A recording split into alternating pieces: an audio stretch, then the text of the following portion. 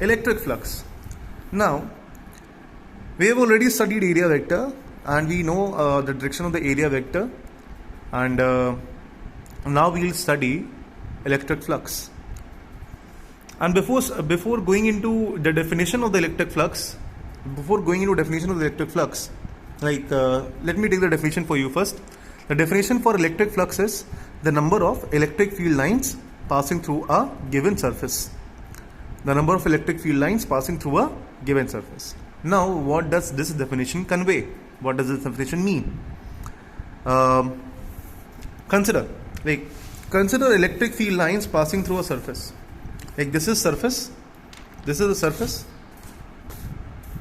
this is a surface through which these electric field lines are passing through this surface. And what we consider is that if we increase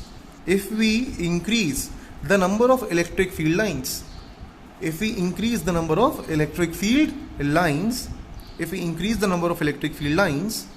what do we get? Increasing the number of electric field lines means what? Like we have studied light as an electromagnetic wave. What does it mean? It means light has both electric and magnetic field. That is, when a light is flowing in a particular direction, that means electric and magnetic field are also flowing.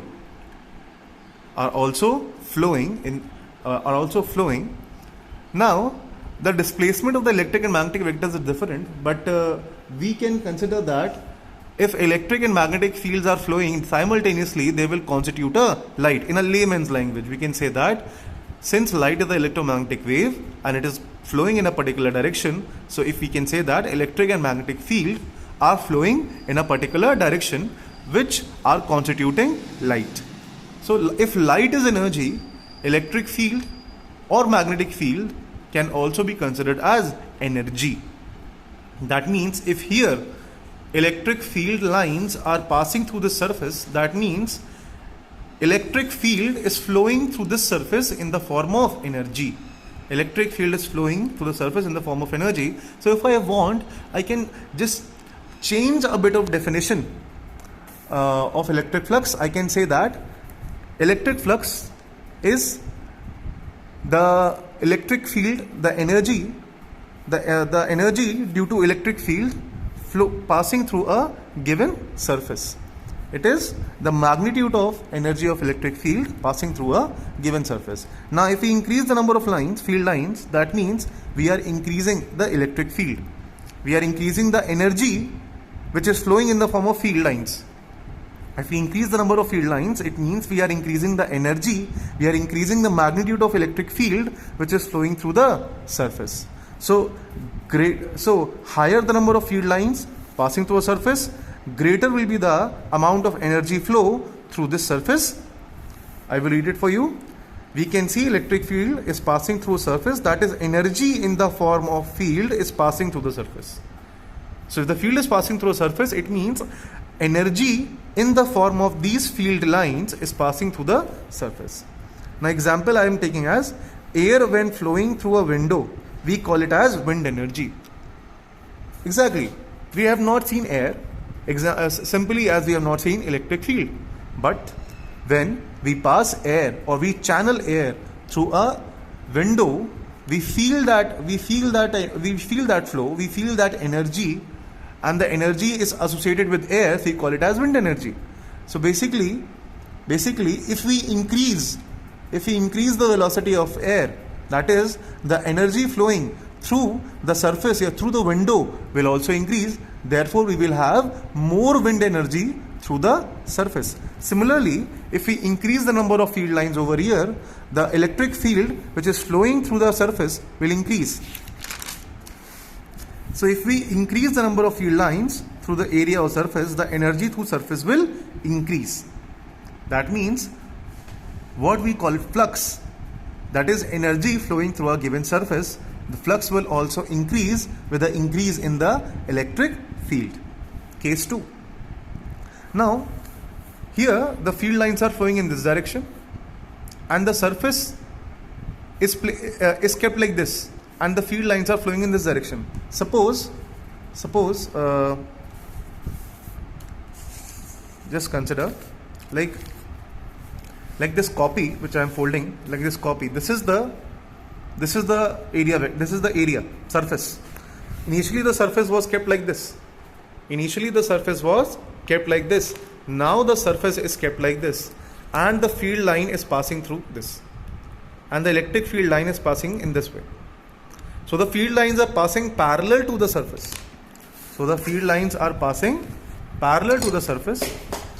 That means field lines are passing parallel to the surface. That means all the field lines being parallel to the surface are not actually passing through the surface. Since they are parallel to the surface, so they are not intercepting, not cutting this surface. So the energy through this surface will be 0. Now the surface is present, the electric field is also present. The surface is present, the electric field is also present, but still the energy flow through the surface is 0. What is wrong over here? The direction, what is wrong over here is the orientation of the surface. Electric field is there, surface area is also present. So why energy is not flowing through the surface is because of the orientation of the surface. The orientation is parallel to the electric field lines. Or you can say that, if you say that this is the surface and the area vector is perpendicular to the surface. We can take it both perpendicularly upwards and perpendicularly down. I have taken up. It is a open surface. It's a two-dimensional surface. So there can be two directions of area vector. I have considered the upward direction of the area vector. So now this is the area vector. Now this is the area vector, and this is the electric field. So the angle between the area vector and the electric field here in this case too is 90 degree. And if you consider here, electric field is also in this direction, area vector is also in this direction. So the angle between the area vector and electric field is 0 degree. So here maximum energy was flowing, and here minimum or zero energy is flowing through the surface.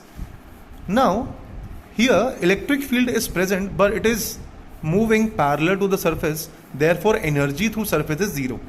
If we observe the two figures, we see that in figure 1 the angle between the area vector and E is 0 degree, and in figure 2 the angle between the area vector and E is 90 degree. And in figure 1 energy is flowing maximum, and in figure 2 energy is flowing is 0. So what do we conclude from here? We concluded that electric flux depends upon the angle between the area vector and the electric field. Now I will go it more precise. That is, energy flow through a surface depends upon the angle between area vector and electric field. And more importantly, if you consider in this figure, electric field and area vector were in the same direction. The angle between them was 0 degree. And the energy was maximum. And here, when the angle became 90 degree, either you take upwards or you take downwards. In both the cases, the area vector and the electric field will be perpendicular to each other. So the angle is 90 degree, and at 90 degree the energy is 0. That means the angle, or what you can say it as, electric flux is not depending directly on the angle, but it is depending upon the cosine of angle. How cosine of angle? Like if you read that, if you see this, we observe that cos 0 is maximum and cos 90 is 0. So here, if you take the angle between A and E as 90 degree, and you see cos 90 is 0, and energy over here is also 0. If you consider here, E and A are 0 degree angle to each other, and cos 0 is maximum, that is 1, energy flow is also maximum. So relating both of these together, I could say that the flow of energy through a surface depends upon cosine of angle between E and A. Cosine of angle between E and A. Now case 3. Now case 3 is very simple to understand.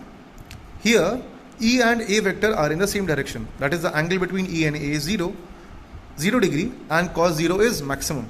But we are not going to change the orientation of E and A.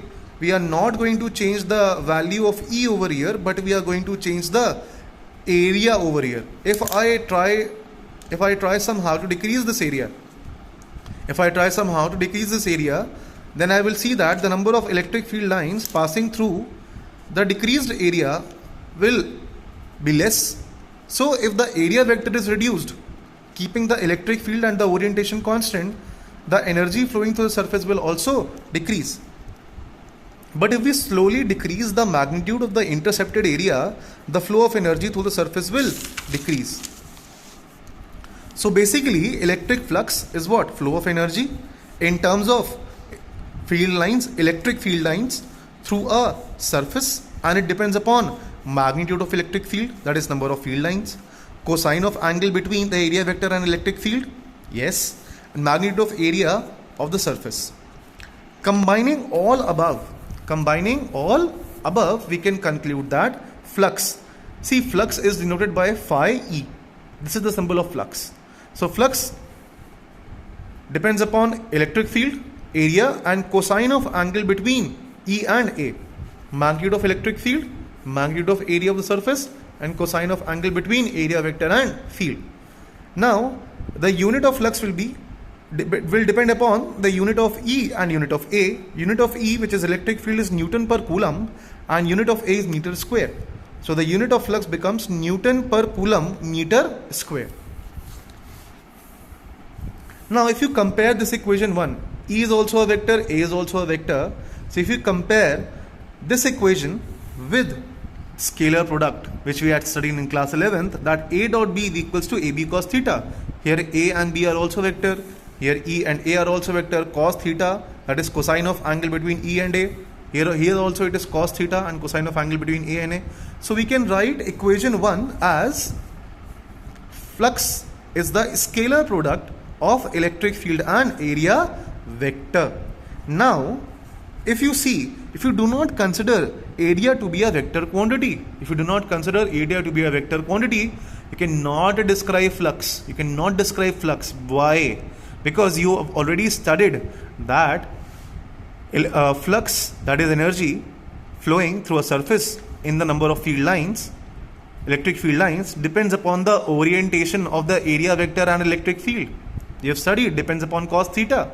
So if you don't consider direction of the area vector, you can never define flux.